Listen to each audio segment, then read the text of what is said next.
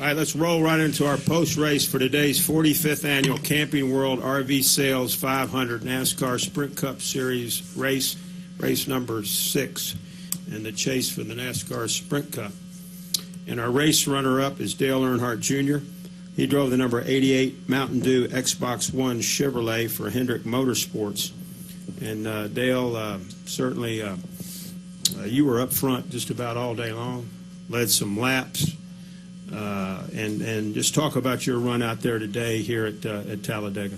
Yeah, I was wondering if we might have led the most, but if we didn't, we were up very close.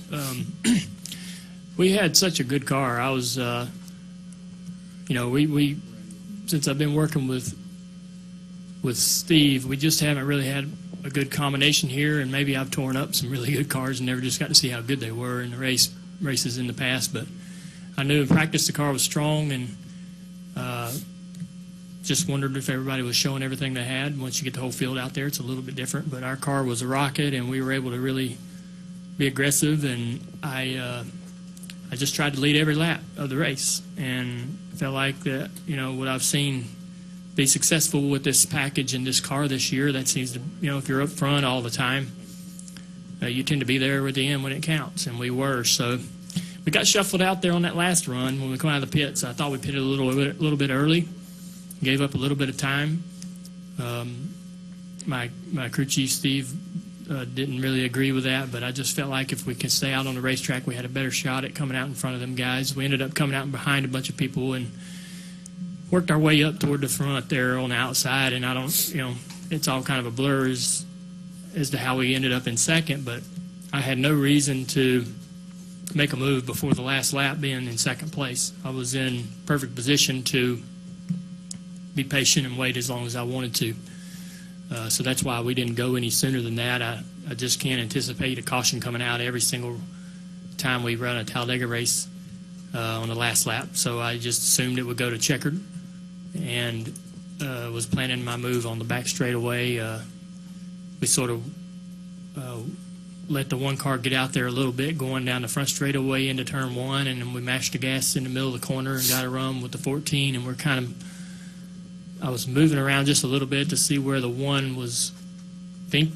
thought I might be going to try, because I got to sort of fake him out and looked and I noticed the run stopped, and I looked in the mirror and guys were out of control. So we didn't get an opportunity to see what would have materialized. It wasn't the best run in the world. It wasn't what I dreamed it would be all those last few laps, but it was a good enough run, I think, to get up to his quarter panel and get beside him, and then we'd have found out who our friends were there at that point.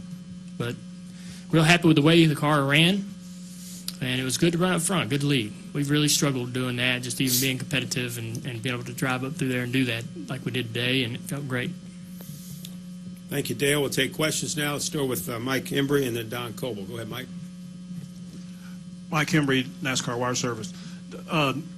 Dale, so many different things can happen here,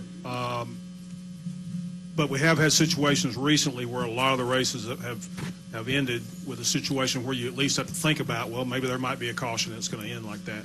Can you remember the last race here that didn't? Exactly. Yeah. How much did it go into your thinking, maybe I might need to be out front just in case we get the final I wished episode? I was out front. I really did. But I knew that I had everything to lose and really one spot to gain by going early. And if I waited to the last lap, I could possibly defend off a failed run and get a relatively decent finish. I guess pulling out early and that not working and finishing 25th was worse than trying to take the chance. Not waiting and being patient, I thought would pay off. And I knew. Every race we have here, we all wreck on the last lap, and it's fortunate that wreck wasn't any worse than what we typically see here. But for some reason, it was a lot calmer those last few laps. Everybody was pretty good about staying in line. I would have been a little more antsy if I'd have been back there in 5th or 10th. But they weren't jumping out. And had they jumped out and moved, with 5 to go, 9 to go, whatever, that would have changed everyone's strategy, and we might have went sooner or been forced to go sooner than we did, but nobody moved. So I was like, hey, I'm just going to wait till the end. I don't have to try till the very end. I got one guy to pass. And all I got to do is make one run happen, and maybe it'll work. Why do you think there wasn't more answer? I don't know. I don't really know. There was earlier. Yeah. I'm surprised we didn't wreck at lap 20. We raced like hell all day long. Yeah, till the end. Yeah, it was fun. 10-4. Let's hear from our third place finisher, and that's Paul Menard. He drives the number 27 Menard's Duracell Chevrolet for Richard Childress Racing. Paul, congratulations on a good run here today. Maybe just talk about what you saw from your vantage point. Well, first off, we started deep in the field, I think 34th or 35th, and knew that we had a really good car. We just didn't do much drafting on Friday, so knew we had a good car, knew it was pretty stable, but wasn't totally sure on how it was going to handle in a big pack. So at the start of the race, we took off and tried to learn more than anything. And car drove really good, was fast, drove to the front, kind of hung out in top 10 all day long, and could never get to to the first couple rows to lead a lap. But had a good Duracell Menard Chevy all day long. We can make the middle groove work to gain spots, and then get to the outside, and ultimately the outside lane kind of won out. Over the long run, that's kind of where everybody shuffled out to, and just kind of right around the last 10, 15 laps waiting for somebody to make a move. I didn't want to be the first guy to do it and get shuffled back to 30th, so that's kind of waiting for Dale to make something happen. Okay, let's open it up for questions now for both Dale and Paul. I think Don Coble had one over here. I'm not sure Ed Hinton might have had one too, but let's go Don Coble, Ed Hinton, and then we'll go press box. Ed Hinton, ESPN.com. Dale, you said on TV just a minute ago that you were talking about your plan was you were figuring the 14 was going to go with you, and you said whoever else wanted to come along. It appears the 17 was what kind of glitched the situation back there. Did you see him back there? Did you know he was going to be A wild card. Part of the mix? And Oh, yeah. yeah. I knew everybody was going to be a part of the finish somehow. I'm pretty sure Jamie wasn't just going to let me go by. He was going to side draft, and then it was we were going to play hell trying to get the lead from that point. But I thought Austin would, I don't know what Austin would have done for sure, but I assumed, knowing him as I do, he was probably going to help me once. You know what I mean? Yeah. And after that, you're on your own. So, but other than that, I mean, Ricky, I didn't know what his plan was or anybody else's. We really hadn't talked to the 14. We were just kind of waiting to the last lap and going to make a run. That's what we're trying to do. Thank you. Let's also hear from our top Sunoco finishing Rookie of the Year candidate. The good fifth place finish here today is Ricky Stenhouse Jr. He drives the number 17 Nationwide Insurance Ford for Roush Fenway. And Ricky, congratulations on a solid run. You ran up front. Certainly were in a position there. Had the caution flag not come out, perhaps to really make something happen there on that last lap. Talk about your run and maybe what you saw the last lap. Yeah, it was, first off, I thought the racing was great all day. We were 2, 3, 4 wide for a long time, and, cars seemed to be able to make moves and, get some momentum going. So, for our Nationwide Insurance team, we were, solid all day, in the top 10 a lot of the day, and led a few laps, which is good for us. We've trying to get the ball rolling here, late in the season. And, that last lap there is, I was trying to hang back, time it right, where, Paul and I could either, kind of get a run on the 14 and go the inside and see if we can make something happen, or get him to pull out and go low, and, us get back in line on the top and try to have a full head of steam for Dale and Jamie there, coming down to 3 and 4, just didn't time it quite right, and, us in the 14 met right there in the middle and caused a crash. So, bummed that we caused that, but all in all, it was a good day for us. Let's go back down for questions. Don Coble, do you have one? Let's get him the mic, and then we'll go to the press box. This is for Ricky and Paul. As you rode in line there those last 10 laps, were you kind of surprised that everybody kept waiting and waiting, that you didn't go any earlier? I was. I thought for sure as good as the middle was all day long, I thought for sure the 20, the 22, 48, some of those guys would get that rolling at the end, and it just never happened.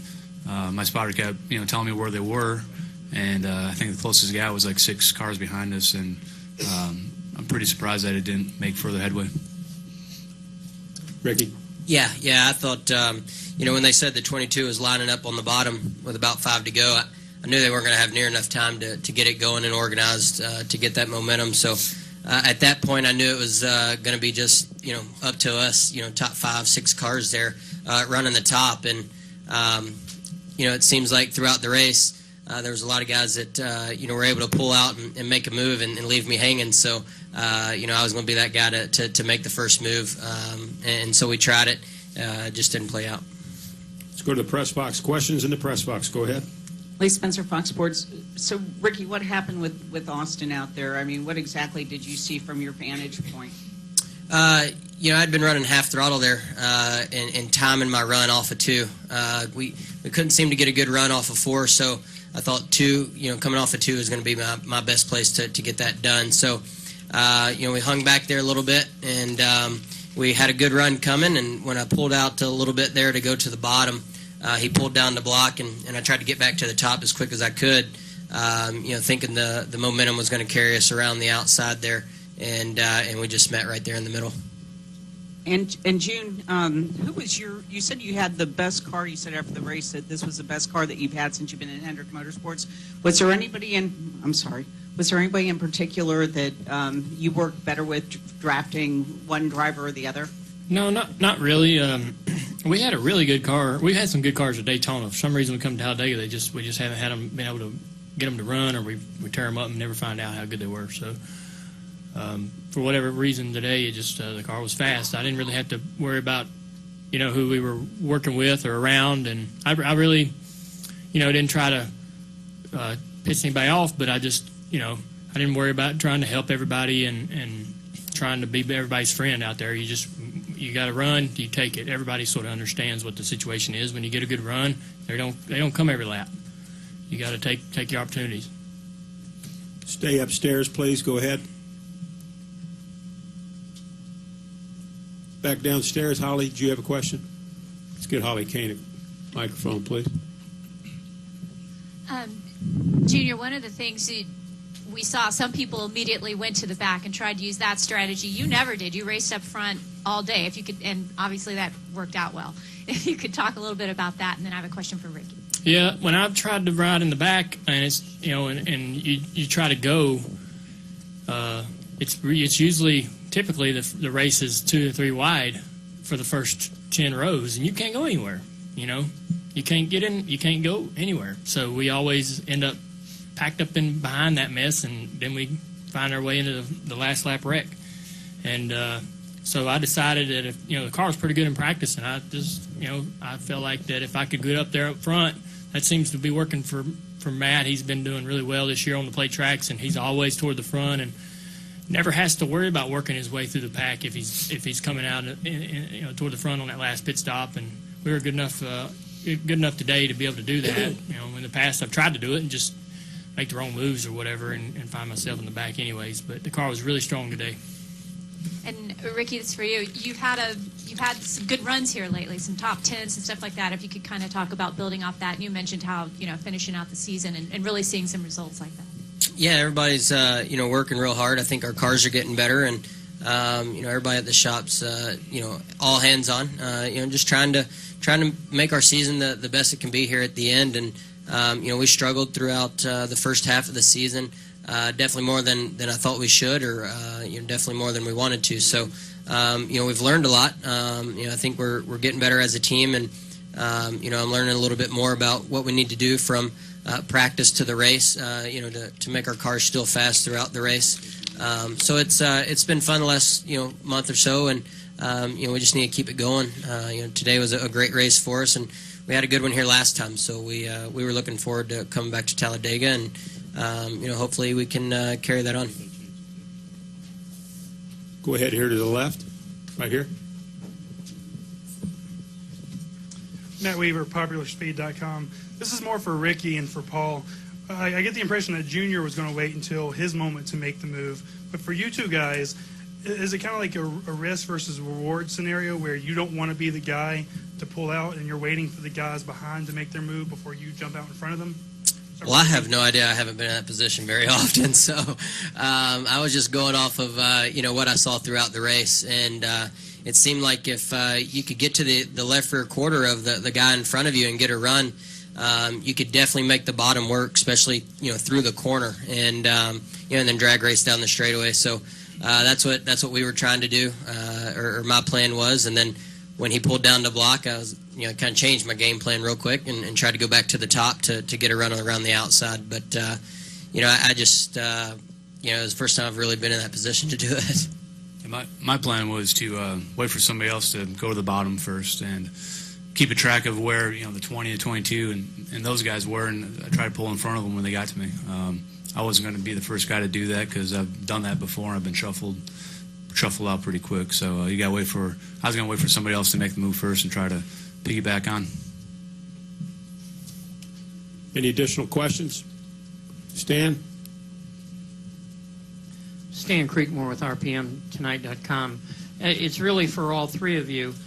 How long do you let your breath out and that this weekend is over and that you've got great finishes before you turn your mind to Martinsville? Our mind's been on Martinsville because I've only been there once and we were terrible. So we went and tested 3 days there a couple weeks ago, and the crew chiefs and guys have been working real hard on our race cars to get them better on the short track. So we've been thinking about that a long time. The crew chiefs kind of, I feel like they kind of take this weekend off and sit up on the pit box and tell us when to pit. So we've been working towards Martinsville for a while now. We're testing in Texas Monday and Tuesday, so we'll be working on that and trying to prepare a good car for that race. And looking forward to Martinsville. We didn't get to run with it, wanted there last time, and felt like we always run real good there. So looking forward to that. Yeah, we all leave tomorrow morning for Texas to test for a few days, so we'll be thinking about that. It's a long test. 3 12-hour days, I think. And we did the same test that Ricky did at Martinsville to prepare for this coming weekend. And I think of Martinsville is a lot like a plate race. You prepare all you can, and then the last 20 laps, all hell breaks loose. You never know how you're going to end up. Where we got a question at? Got two over here, Mark and George. Mark Arrow, PRN for Dale Jr. Dale, I was just looking at some of your stats. 22nd runner-up in the Sprint Cup Series, 4 this year, 4 at Talladega. Do they feel like a near miss, or, Yeah, I mean, I'm not going to complain too much because I'm driving some of the best cars in the garage and got some of the best engines at a place like that. It really means a lot. It's frustrating, because the worst part about it really is you go home and you'll spend months thinking about what you could have done to not be second. So that's the worst part about it. Actually, the process of it happening and doing it isn't that bad. You're kind of happy with being competitive, and it was a good result. But you'll go back and think of a million things you could have tried different. George, you have a question? He asked it. He asked it. Okay, let me ask you one thing. You said you'll replay it and think about what you could have done differently. It seems there really wasn't anything you could have done differently because it all played out behind you, right? Yeah, I guess if, we have a last lap wreck every time, and I guess next time we are in that situation, we'll try to go a lap sooner.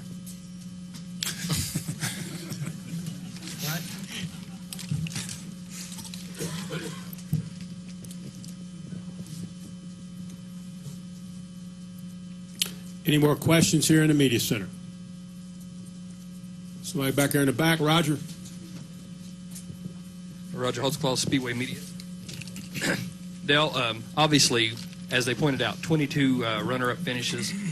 You run as hard as you can every lap and try as hard as you can. What do you say to those multitude of people out there that every time Jimmy Johnson passes you at a racetrack, they're screaming, "It's team orders, it's team orders"? We obviously know that's not true.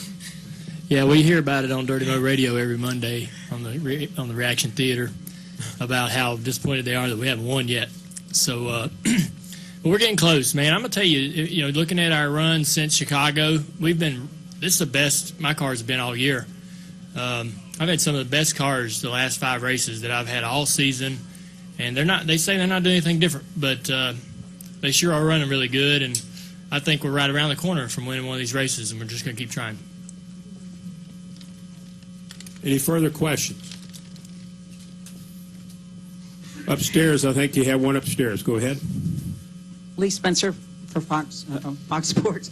Hey, Paul, real quick, can you talk about the improvements that RCR has made and, the closing months of the season, and what are your expectations for 2014 with the new lineup? Yeah, I'm excited for next year. We did a lot of work in the offseason getting ready for this Gen 6 car, as everybody did, and I feel like we started the year pretty strong as a company, the 2017 particularly, and then the 29 and 31 have come on really strong. The second half of the season, we kind of fell off, and now we're picking back up. So, I feel pretty good about where we're at as a company. I know we're making big gains chassis aero wise, and the motors have gotten a lot better. So just small improvements everywhere make a big difference. Ryan coming over next year, he's gonna bring a lot of knowledge too, and looking forward to working with him. I don't think we announced the third driver yet. So.